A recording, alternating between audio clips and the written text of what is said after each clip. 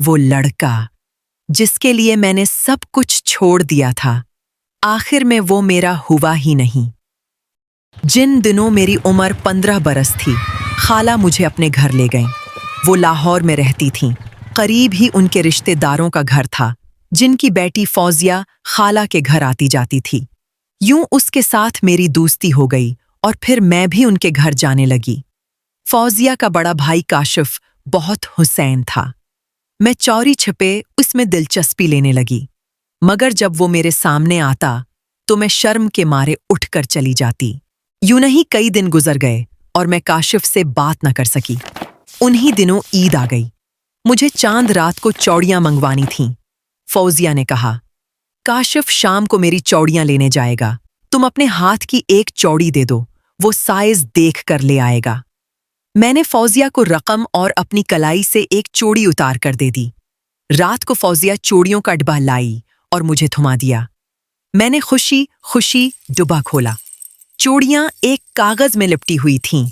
निकाल कर देखें तो वो बहुत प्यारी थीं। फौजिया ने कहा, तुम्हारी बाकी रकम भी डब्बे में है।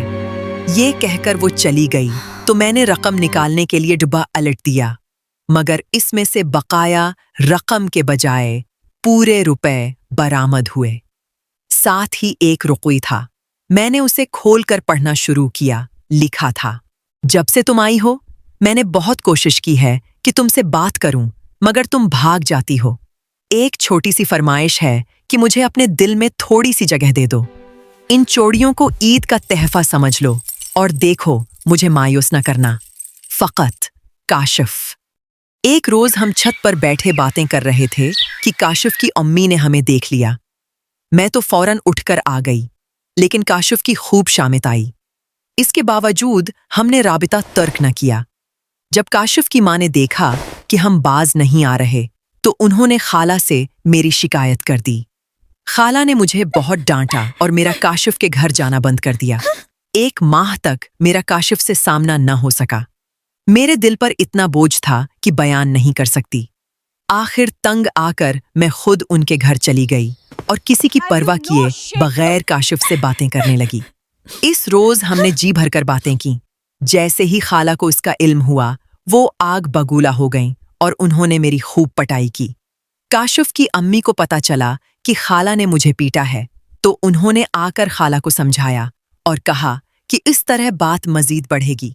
बेहतर यही है कि तुम शम्सा का रिश्ता काशिफ के लिए दे दो। खाला ने हामी भर ली। यूं 1.5 साल बाद खाला मुझे मेरे वालिदीन के घर ले आए और उम्मी को तमाम सूरत हाल से आगाह किया। उन दिनों में बहुत परेशान थी। मैंने खाना पीना छोड़ दिया था और हर वक्त उदास रहती थी। आखिरकार अबू भी मान गए।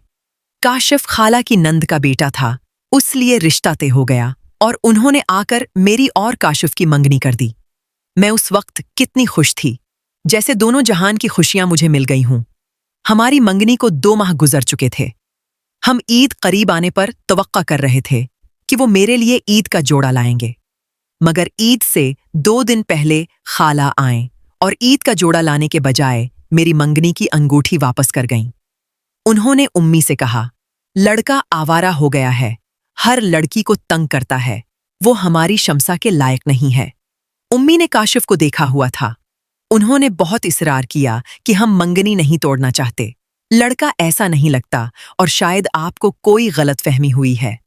खुदा जाने खाला को किस बात का गुस्सा था, मगर उन्होंने एक न सुनी और अंगूठी लेकर चली गईं। वहां जाकर उन्होंने अंगूठी काशिफ की मां को वापस कर दी और झूठ बोल दिया कि लड़की ने खुद जवाब दे दिया है और वो ये मंगनी तोड़कर मेरे बेटे नसीर से शादी करना चाहती है। मैंने दोबारा कॉलेज में दाखिला लिया। BA और B.Ed करने के बाद एक स्कूल में मुलाजमत अख्तियार कर ली। काफी अरसे तक जिंदगी यूं ही गुजरती रही। एक दिन अबू ने मुझसे कहा, बेटी, माँ बाप को बेटियां बहुत प्यारी होती हैं, लेकिन वो हमेशा साथ नहीं रहते। बेटियों को अपने घर जाना ही होता है। मैंने तुम्हारे लिए एक अच्छा रिश्ता ढूंढ लिया है। मैंने उनकी खुशी की खातिर सर झुका दिया। अबू ने मेरी शादी अपने एक दोस्त के बेटे आबिद से कर दी। ये आबिद की दूसरी शादी थी। उनकी पहली बीवी अंग्रेज थी जिसने तलाक लेकर बच्चे उनके हवाले कर दिए थे। आबिद एक बेहतरीन इंसान साबित हुए। शादी के बाद वो मुझे कीनीडा ले गए जहां मैंने 10 बरस गुजारे और उनके दोनों बच्चों को माँ का प्यार दिया। अम्मी, अम्मी, अल्लाह ने मुझे भी औलाद की नामत से नवाजा। कभी कभी जो हमें नहीं मिलता वो हमें तोड़ने के लिए नहीं बल्कि हमें एक बेहतर जिंदगी देने के लिए होता है।